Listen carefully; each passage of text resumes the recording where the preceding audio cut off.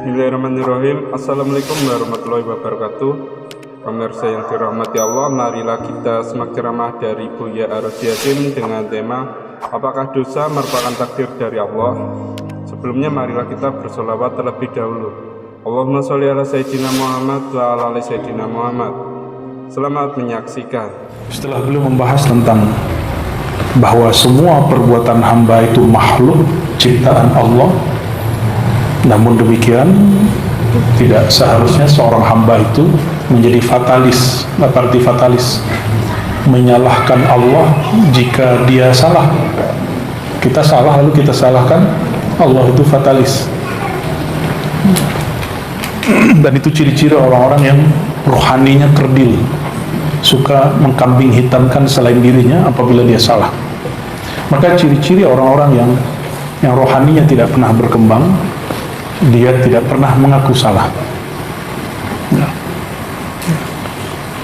Semua yang terjadi di alam semesta itu perbuatan Allah, bukan? Baik dan buruk itu persepsi kita. Di sisi Allah semua perbuatan Dia.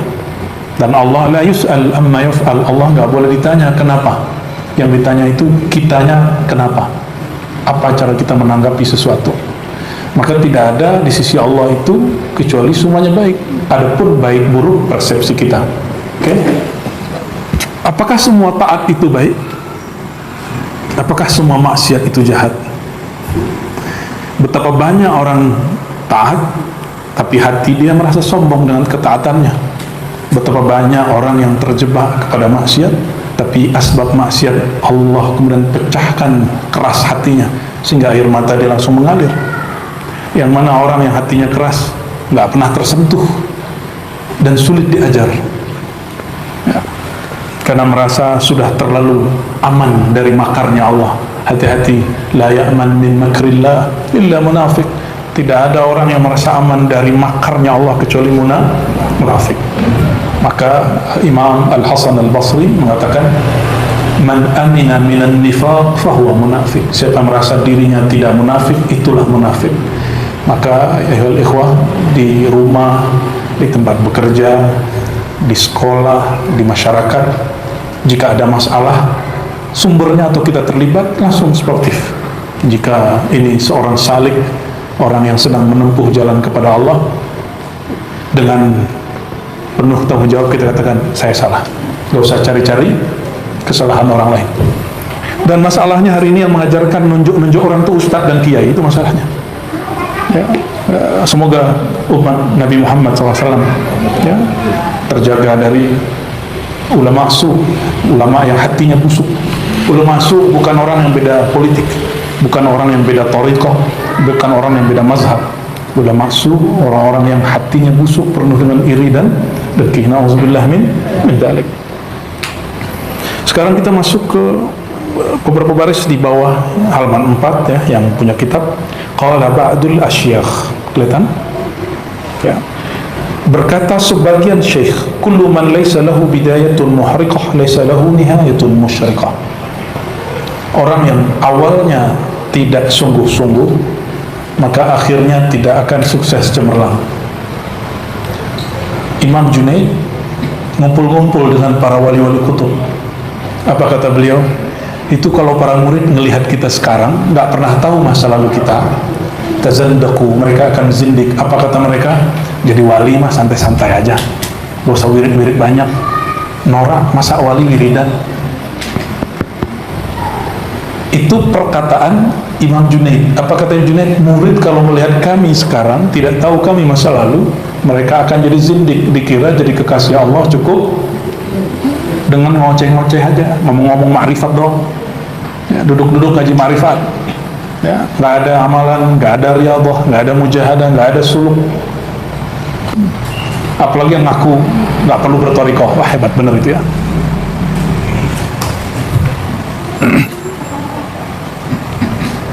Jadi wali itu sulit kalau Allah nggak mau, mudah kalau Allah mau. Paham maksudnya?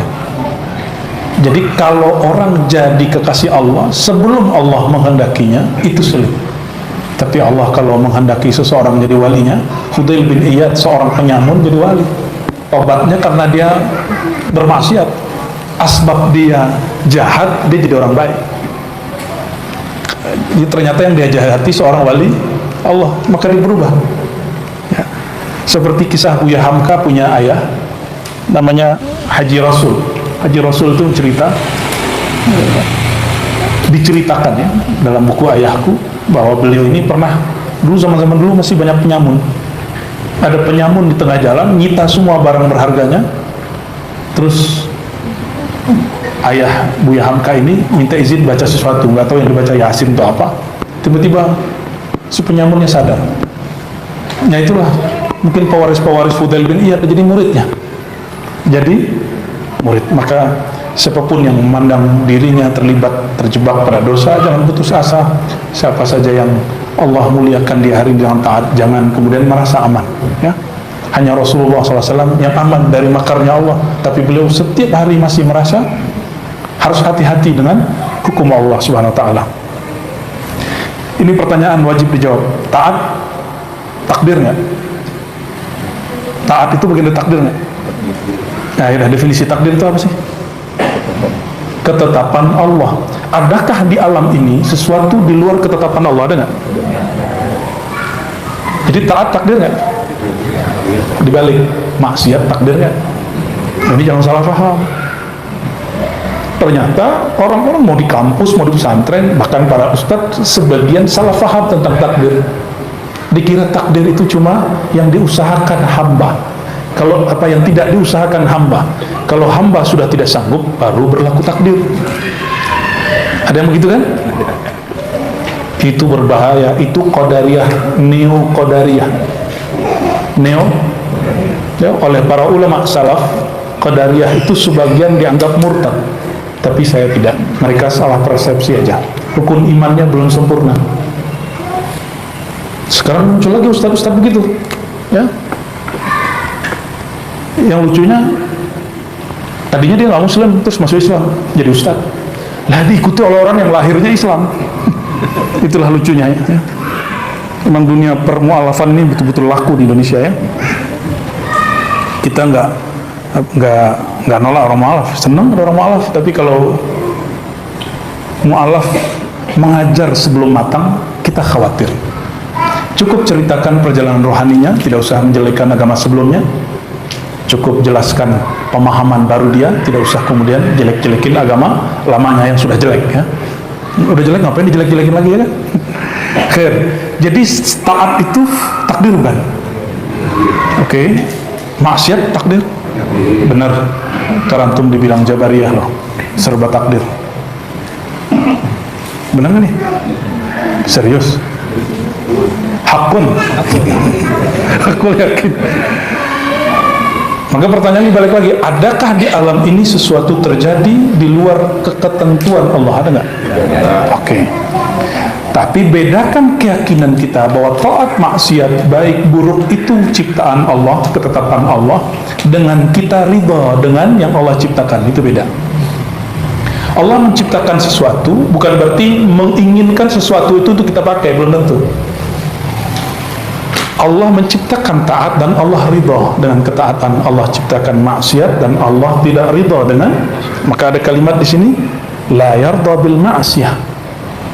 Jadi Allah tidak ridha kepada maksiat ya. Nah, kembali ke bawah. Fal bidayatu kehendak Allah Subhanahu wa taala. Maka hakikat murid, man afna iradatahu fi iradatillah, yang meleburkan keinginan dia dalam keinginan Allah. Itu hakikat murid. Itu baru murid shadiq. Kita sedang belajar jadi murid yang shadiq. Apa yang dituntut dari seorang murid supaya dia jadi shadiq? Yang pertama, tasfiyah. Tasfiyah itu kalau dulu kita sering dengar tahalli, tajalli. Sebenarnya hal itu agak mirip-mirip. Cuma di sini istilahnya tasfiyah, tahliyah, tahliyah, 3T. Tasfiyah, penyucian. Apa yang disucikan? Qalbu. Jadi tobat itu yang pertama dibersihkan itu qalbunya. Tasfiyah namanya. Lalu baru tahliyah. Takhliyah itu jika ada noda-noda amal-amal buruk pada badannya, kebiasaan-kebiasaan buruk, itu kemudian dibersihkan. Lisan suka ngapain? Ngumpat, gosipin orang. Suka gosipin orang nggak? Kalau kita gosip lalu orang terganggu, itu namanya gosip, dan itu haram. Nah, lalu si lisan ini jadi penggosip itu karena apa? Karena hati yang bersih atau karena hati kotor? Maka yang pertama dibersihin mana? Nah, hari ini kajian-kajian tazkiyatun nafs yang terjadi, yang dibersihkan cuma zahirnya, batinnya tidak dibersihkan. Orang dipaksa untuk tidak ghibah, tapi kalbunya tidak dibersihkan. Orang diajarkan untuk tidak iri dengki, tapi kalbunya tidak dibersihkan. Kalbu yang mesti dibersihkan dulu. Ya. Nikah itu baik atau buruk? Emang semua nikah baik? Dibalik, cerai itu baik atau buruk? Lanjut, nih antum terserah jawabannya apa. Punya anak baik apa buruk? Emang orang nggak punya anak nggak baik? Tuh, mulai goyang. Lapar itu baik atau buruk? Buruk. Kalau puasa baik nggak? Ayo, bingung lagi.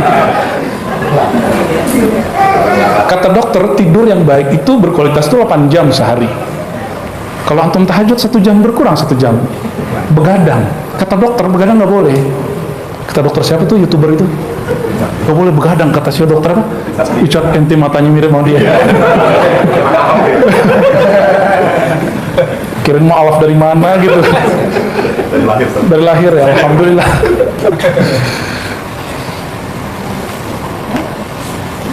Saya lihat sudah mulai lurus-lurus cara berpikirnya, alhamdulillah. Jadi tasfiyah itu konsep berpikir dan juga kolbu. Kolbunya harus bersih sehingga konsep berpikirnya bersih. Kenapa orang berpikir buruk? Kenapa orang kemudian berkata kasar? Melihat presiden kemarin PKI, kalau presiden sekarang apa dong? Semuanya buruk sama dia, nggak ada yang baik. Semua dikomentari sama dia, yang baik dia doang. Kan ada tuh yang di TV muncul mulu. Ya, semuanya buruk sama dia. Ya, dia diminta jadi presiden juga belum tentu baik. Ya, ini akibat apa? Apa kata Nabi SAW? Al-kibru batrul haq. Al-kibru batrul haq. Sombong itu menolak kebenaran. Ada tambahan wa ghamtun nas, menghina orang. Suka menghina orang nggak? Suka menghina orang di jalan nggak? Disalib dikit, apa lo? Main apa lo?